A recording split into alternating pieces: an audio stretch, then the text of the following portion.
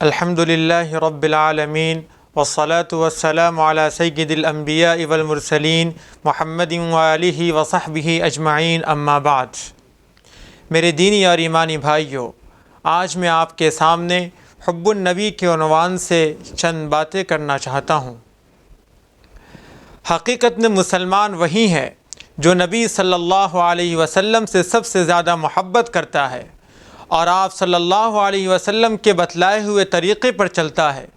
جب بھی وہ اپنی زندگی میں کوئی فیصلہ لیتا ہے تو پہلے نبی صلی اللہ علیہ وسلم کے فرمان کو دیکھتا ہے اور اسی کے مطابق اپنا فیصلہ کرنے کی کوشش کرتا ہے۔ وہ ہمیشہ نبی صلی اللہ علیہ وسلم کی پسندیدہ چیزوں کی اتباع کرتا ہے اور نبی صلی اللہ علیہ وسلم نے جن چیزوں سے منع کیا ہے اس سے اجتناب کرتا ہے۔ اسی لیے مسلمان دنیا میں دوسرے لوگوں کے مقابلے میں باعزت اور حسن اخلاق کے مالک سمجھے جاتے رہے ہیں۔ ذاتی اور سماجی اعتبار سے جو خوبیاں کسی انسان کے اندر ہونی چاہیے وہ ساری خوبیاں مسلمانوں کے اندر پائی جاتی ہیں اور ان میں وہ دوسروں کے لیے رول ماڈل بھی سمجھے جاتے ہیں۔ ہمدردی، رحم دلی، دوسروں کو سہارا دینا، محبت کرنا، بھائی چارگی، برابری، انصاف، تحفظ فراہم کرنا وغیرہ، اس لیے دنیا ان کو قبول کیا اور دنیا کی وہ قیادت بھی کی۔ اگر کوئی نبی صلی اللہ علیہ وسلم کے متعلق غلط کہے تو مسلمان نبی صلی اللہ علیہ وسلم کی دفاع میں کھڑے ہو جاتے ہیں، اور جتنی محبت مسلمان نبی صلی اللہ علیہ وسلم سے کرتے ہیں اس سے کہیں زیادہ نبی صلی اللہ علیہ وسلم اپنی امت سے کیا کرتے تھے۔ آپ صلی اللہ علیہ وسلم ہمیشہ امت کی حفاظت، ترقی اور خوشحالی کے بارے میں فکر مند رہتے تھے، امت کا بہت خیال رکھتے تھے۔ اگر کبھی نقصان پہنچ جائے یا کوئی تکلیف محسوس کرے تو آپ صلی اللہ علیہ وسلم امت کی دونوں جہاں کی کامیابی کے لیے ہمیشہ مسلسل کوشاں رہتے تھے۔ اللہ تبارک و تعالیٰ کا ارشاد ہے، لَقَدْ جَاءَكُمْ رَسُولٌ مِّنْ أَنفُسِكُمْ عَزِيزٌ عَلَيْهِ مَا عَنِتُّمْ حَرِيصٌ عَلَيْكُمْ بِالْمُؤْمِنِينَ رَءُوفٌ رَحِيمٌ۔ تمہارے پاس ایک ایسا رسول آیا ہے جو تم ہی میں سے ہے، جس کو تمہاری ہر تکلیف بہت پریشان کر دیتی ہے اور جو ہر وقت تمہاری اچھائی کا خواہش مند ہوتا ہے، جو مومنوں کے لیے انتہائی شفیق اور مہربان ہے۔ اس آیت میں نبی صلی اللہ علیہ وسلم کی اس اعلیٰ محبت کو بیان کیا گیا ہے جو ان کو اپنی امت سے تھی۔ نبی صلی اللہ علیہ وسلم کی مکمل زندگی اس آیت کی تشریح اور تعمیل تھی۔ دنیا و آخرت میں امت کی بھلائی اور اچھائی کے حریص تھے۔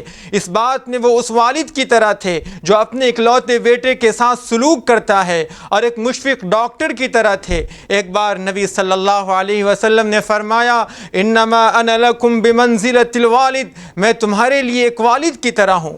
آپ صلی اللہ علیہ وسلم مشفق والد کی طرح امت کا خیال رکھتے تھے، تربیت کرتے تھے، خطرات سے چوکنا کرتے تھے، کامیابی کا فارمولہ دیتے تھے، اور آپ صلی اللہ علیہ وسلم نے ہمیں جن چیزوں کا ہمیں درس دیا وہ آج بھی روز روشن کی طرح آیا ہے۔ آپ صلی اللہ علیہ وسلم ہمیں اچھی شخصیت کا سبق سکھایا، سلوک کرنے کے آداب سکھائے، ذہنی اور جسمانی برائیوں سے ہماری حفاظت فرمائی، سماجی، اقتصادی اور سیاسی میدان میں ترقی کے راز بتلائے، یہاں تک کہ دنیا کے جتنے بھی ترقی کے راز ہوتے ہیں، کامیابی کے راز ہوتے ہیں، آپ صلی اللہ علیہ وسلم نے امت کو سبق دیا۔ کوئی جہنم کا راستہ اختیار کرے، اس سے آپ صلی اللہ علیہ وسلم کو بہت تکلیف پہنچتی تھی۔ کوئی شیطان کی راہ پر چل پڑے، آپ صلی اللہ علیہ وسلم کو یہ برداشت نہیں تھا۔ نبی صلی اللہ علیہ وسلم نے فرمایا، مثلی کمثل رجل استوقد نارا فلما اضاءت ما حوله جعل الفراش وهذه الدواب التي يقعن في النار يقعن فيها وجعل يحجزهن ويغلبنه فَتَقَحَّمْنَ فِيهَا أَنَا آخِذٌ بِحُجْزِكُمْ عَنِ النَّارِ وَأَنْتُمْ تُقَحَّمُونَ فِيهَا۔ میری مثال اس آدمی کی طرح ہے جیسے کسی نے آگ جلائی، پھر اس میں کیڑے مکوڑے اور پتنگے گرنے لگے اور یہ شخص انہیں ہٹاتا ہے لیکن وہ گرتے جاتے ہیں۔ اسی طرہ میں تمہیں کمر پکڑ کر میں تمہیں اس آگ سے بچاتا ہوں، تمہیں ان تمام برائیوں سے بچاتا ہوں، لیکن تم زبردستی اندھا دھن اس میں گرتے چلے جا رہے ہو۔ یہ روایت مسلم شریف کی ہے۔ عزیز علیہ ما عنتم حریص علیکم بالمؤمنین رؤوف الرحیم۔ رسول اللہ صلی اللہ علیہ وسلم جن تین چیزوں کے تعلق سے امت کے بارے میں فکر مند تھے ان کا ذکر یہاں کیا گیا ہے۔ یہ تین اوصاف ہمارے اندر بھی ہونے چاہیے۔ تمہیں تکلیف پہنچے یہ ان کے لیے ناقابل برداشت ہے، وہ تمہاری کامیابی کے بہت خواہش مند ہے، وہ مومنوں کے لیے رحم دل اور مشفق ہیں۔ اگر کسی امتی کو کوئی تکلیف پہنچے یا اس پر ظلم کیا جائے تو نبی صلی اللہ علیہ وسلم کے لیے یہ بات ناقابل برداشت تھی۔ مومنوں کو کامیاب کرانے، ان کو تحفظ فراہم کرنے میں بہت دلچسپی رکھتے تھے، مومنوں سے محبت اور ان کے ساتھ رحم کا معاملہ کرتے تھے۔ ایک شخص امت کا قائد اسی وقت بن سکتا ہے جب امت کی تمام پریشانی کو وہ اپنی پریشانی سمجھے اور اس کو حل کرنے کے لیے مکمل کوشش کرے، اسی طرح کرے جس طرح آپ صلی اللہ علیہ وسلم کوشش کیا کرتے تھے، اور جس طرح آپ صلی اللہ علیہ وسلم نے 1400 سال پہلے یہ تمام کوشش کر کے اس دنیا سے رخصت ہو گئے۔ ہمارے سامنے آپ صلی اللہ علیہ وسلم کے تمام پیغامات زندہ جاوید ہیں اور وہ ہماری رہنمائی کر رہے ہیں۔ عن جابر ان رسول اللہ صلی اللہ علیہ وسلم قال اطفئوا المصابيح اذا رقدتم غلقوا الابواب واوكوا الاسقية وخمروا الطعام والشراب واحسبه قال ولو بعود۔ نبی کریم صلی اللہ علیہ وسلم نے فرمایا جب تم سونے لگو تو چراغ بجھا دو اور دروازے بند کر دو، مشکیزوں کے منہ باندھ دو اور کھانے پینے کی چیزوں کو ڈھک دیا کرو۔ حماد نے فرمایا جو اس حدیث کے راوی ہیں کہ میرا خیال ہے کہ اگرچہ ایک لکڑی ہی سے کیوں نہ ہو اپنے دروازے کو بند کر دو۔ اس روایت کو امام بخاری نے نقل کیا ہے۔ پھر ایک اور روایت ہے اذا آوى احدكم الى فراشه فلينفض فراشه بداخلة ازاره فانه لا يدري ما خلفه عليه۔ نبی صلی اللہ علیہ وسلم نے فرمایا جب تم میں سے کوئی شخص بستر پر جانے کا ارادہ کرے تو پہلے اپنے بستر کو اپنے ازار کے اندرونی کنارے سے جھاڑ لے، کیونکہ وہ نہیں جانتا کہ اس کے بستر پر کیا ہے، اس کے پیچھے میں اس کے بستر میں کون کون سی چیزیں آئیں اور گئیں۔ اگر سونے کے وقت دروازہ بند نہ کیا جائے تو کسی دشمن یا کیڑے مکوڑے کے آنے کا خطرہ ہے جو ہمیں نقصان پہنچا سکتا ہے۔ اسی طرح کھانے کے برتن کو کھلا چھوڑ دینے کی وجہ سے اس میں بہت ساری چیزیں گر سکتی ہے جس سے ہمیں نقصان پہنچ سکتا ہے۔ اگر بستر کو نہ جھاڑا جائے تو ہو سکتا ہے اس میں کوئی کیڑا یا مٹی ہو جو ہمارے لیے نقصان دہ ثابت ہو سکتا ہے۔ اگر چراغ کو نہ بجھایا گیا تو رات میں اس کو کوئی گرا دے جس سے آگ لگنے کا خطرہ ہے۔ میرے میرے دینی اور ایمانی بھائیوں، دیکھیے نبی صلی اللہ علیہ وسلم کتنی چھوٹی چیزوں کے تعلق سے ہماری رہنمائی کرتے تھے اور ہمارا خیال رکھتے تھے، حتیٰ کہ سونے کے وقت بھی امت کو نہیں بھولے بلکہ اس وقت بھی امت کے بارے میں سوچتے تھے۔ ان رسول اللہ صلی اللہ علیہ وسلم کان اذا آوى الى فراشه قال الحمد لله الذي اطعمنا وسقانا وكفانا وآوانا فكم ممن لا كافي له ولا مؤویہ۔ نبی صلی اللہ علیہ وسلم جب اپنے بستر پر تشریف لے جاتے تو فرماتے تمام تعریفیں اس اللہ کے لیے ہے جس نے ہمیں کھلایا پلایا، ہماری کفالت کی اور ہمیں ٹھکانہ دیا۔ کتنے ہی ایسے لوگ ہیں جن کے نہ کوئی کفالت کرنے والا ہے اور نہ کوئی انہیں ٹھکانہ دینے والا ہے۔ مسلم شریف کی روایت ہے۔ امت کے درد کو اپنا درد سمجھنے والا، امت کی خوشحالی کے خاطر مسلسل فکر مند رہنے والے ایک نبی کے بارے میں ایک بار سوچ کر تو دیکھیے کہ وہی ہمارے لیڈر ہیں۔ نبی صلی اللہ علیہ وسلم کے نظریہ، موقف اور بہادری کو بیان کرتے ہوئے کعب بن زہیر نے جو کلمات گنگنائے ہیں وہ آپ بھی سنیے۔ ان الرسول لنور یستضاء به ان الرسول لنور یستضاء به مہند من سیوف اللہ مسلول۔ بے شک رسول اللہ صلی اللہ علیہ وسلم نور ہیں جس سے روشنی پھیلتی ہے۔ آپ صلی اللہ علیہ وسلم پختہ ہندی تلوار کی طرح اللہ کی تیز دھار تلواروں میں سے مضبوط تلوار ہیں۔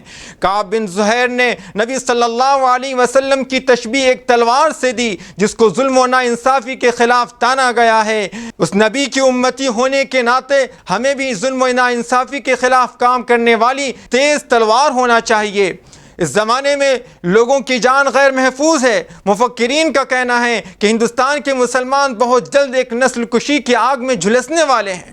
امریکہ کے ایک اسکالر نے یہاں تک کہا ہے کہ انہوں نے جینوسائیڈ کی 10 چیزیں بتلائی ہے جو میں آپ کے سامنے بیان کرنا چاہتا ہوں۔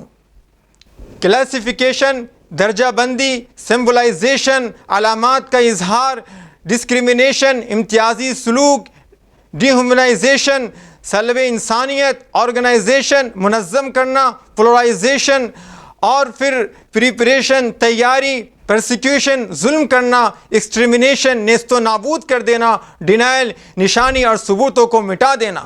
مسلمانوں کے خلاف زیادہ تر درجے اور زیادہ تر باتیں ان میں سے مکمل کی جا چکی ہے۔ اگر ہندوستانی مسلمانوں کو نسل کشی کا مقابلہ کرنا پڑے تو ہمارے پاس کیا حل ہے؟ CAA اور NRC کے ذریعے ہماری شہریت کو چھیننے کی کوشش کی جا رہی ہے۔ آسام میں 800 سے زیادہ گھروں کو توڑ کر ان میں رہنے والے مسلمانوں کو بھگا کر اپنا یہ کام بھی شروع کر دیا گیا ہے۔ اس کے خلاف احتجاج کرنے والوں میں سے 2 لوگوں کو گولی مار کر ہلاک کر دیا گیا اور اس کی نعش پر کود کر اپنے غصے کا اظہار بھی کیا گیا ہے۔ ہر دن مساجد کو توڑا جا رہا ہے، موب لنچنگ کی جا رہی ہے، لوگوں کو ڈرایا دھمکایا جا رہا ہے، مظلوم اور ضعیف لوگ رو رہے ہیں اور مدد کے لیے آواز اور گہار لگا رہے ہیں۔ وہ دل سے دعا کر رہے ہیں، ربنا اخرجنا من هذه القرية الظالم اهلها واجعل لنا من لدنك وليا واجعل لنا من لدنك نصيرا۔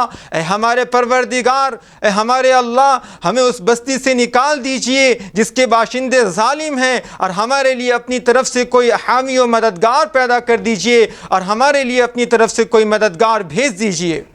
آج مظلوم اللہ سے حامی و مددگار کی طلب میں دعائیں مانگ رہے ہیں، کوئی حامی و مددگار پیدا کر دیجئے۔ کون ہے وہ حامی؟ کہ ہم کس حامی و مددگار کے منتظر ہیں؟ لاکھوں لوگوں کی آہ و پکار کو سننا، مظلوم کے درد کو سمجھنا، ان کو تسلی دینا، ان کے تحفظ کے لیے ہمت کے ساتھ قدم اٹھانا، یہ سب رسول اللہ صلی اللہ علیہ وسلم کے بتائے ہوئے راستے پر چل کر ہی ممکن ہو سکتا ہے۔ وہی نبی صلی اللہ علیہ وسلم ہماری صحیح رہنمائی کر سکتے ہیں۔ انما ولیکم اللہ ورسولہ والذین آمنوا الذین یقیمون الصلاة ویؤتون الزکاة وهم راکعون۔ تمہارا دوست خود اللہ اور اس کا رسول ہے، اور ایمان والے ہیں جو نماز کی پابندی کرتے ہیں، زکوٰۃ ادا کرتے ہیں اور اللہ کے سامنے جھکے ہوئے ہوتے ہیں۔ سورۃ المائدہ۔ جب مظلوم کسی حامی و مددگار کو پکاریں تو ہمیں چاہیے کہ نبی صلی اللہ علیہ وسلم کی اتباع کرتے ہوئے ان کے محافظ و مددگار بنیں۔ اس آیت کا یہی مقصد ہے۔ بالمؤمنین رؤوف الرحیم۔ نبی صلی اللہ علیہ وسلم مومنوں کے لیے انتہائی شفیق و مہربان تھے۔ جب امت کو نسل کشی کی طرف ڈھکیلا جا رہا ہے تو امت کو چاہیے کہ ایک ساتھ مل کر بھائی بھائی بن جائیں اور اللہ کی رسی کو مضبوطی کے ساتھ پکڑ لیں اور الفت کے ساتھ آگے قدم بڑھائیں۔ وَاعْتَصِمُوا بِحَبْلِ اللَّهِ جَمِيعًا وَلَا تَفَرَّقُوا وَاذْكُرُوا نِعْمَةَ اللَّهِ عَلَيْكُمْ إِذْ كُنْتُمْ أَعْدَاءً فَأَلَّفَ بَيْنَ قُلُوبِكُمْ فَأَصْبَحْتُمْ بِنِعْمَتِهِ إِخْوَانًا وَكُنْتُمْ عَلَى شَفَا حُفْرَةٍ مِّنَ النَّارِ فَأَنقَذَكُم مِّنْهَا كَذَلِكَ يُبَيِّنُ اللَّهُ لَكُمْ آيَاتِهِ لَعَلَّكُمْ تهتدون۔ اللہ تعالیٰ کی رسی کو سب مل کر مضبوطی سے تھام لو اور پھوٹ نہ ڈالو۔ اللہ تعالیٰ کی اس وقت کی نعمت کو یاد کرو جب تم ایک دوسرے کے دشمن تھے تو اس نے تمہارے دلوں میں الفت ڈال دی، پس تم اس کی مہربانی سے بھائی بھائی بن گئے۔ اختلاف، دشمنی اور اندرونی جھگڑوں کو بھول کر مسلمانوں کو آپسی محبت و الفت اور بھائی چارگی کو اپنانے کا وقت آ چکا ہے۔ نبی صلی اللہ علیہ وسلم نے ہم سے جس محبت کا اظہار کیا تھا اس کے بدلے میں ہمیں چاہیے کہ ہم آپس میں محبت کریں، بھائی بھائی بن جائیں اور رسول اللہ صلی اللہ علیہ وسلم کے اسوے کو اپنی زندگی میں نافذ کریں۔ اس کے ساتھ ساتھ جو چیزیں رسول اللہ صلی اللہ علیہ وسلم نے ہمیں دی ہیں انہیں اپنا کر امت کی حفاظت و تقویت کے لیے کام کریں، اور یہی ہے اللہ کے رسول صلی اللہ علیہ وسلم سے سچی محبت کا ثبوت۔ اللہ سبحانہ و تعالی ہمیں توفیق عطا فرمائے۔ وآخر دعوانا الحمد للہ رب العالمین۔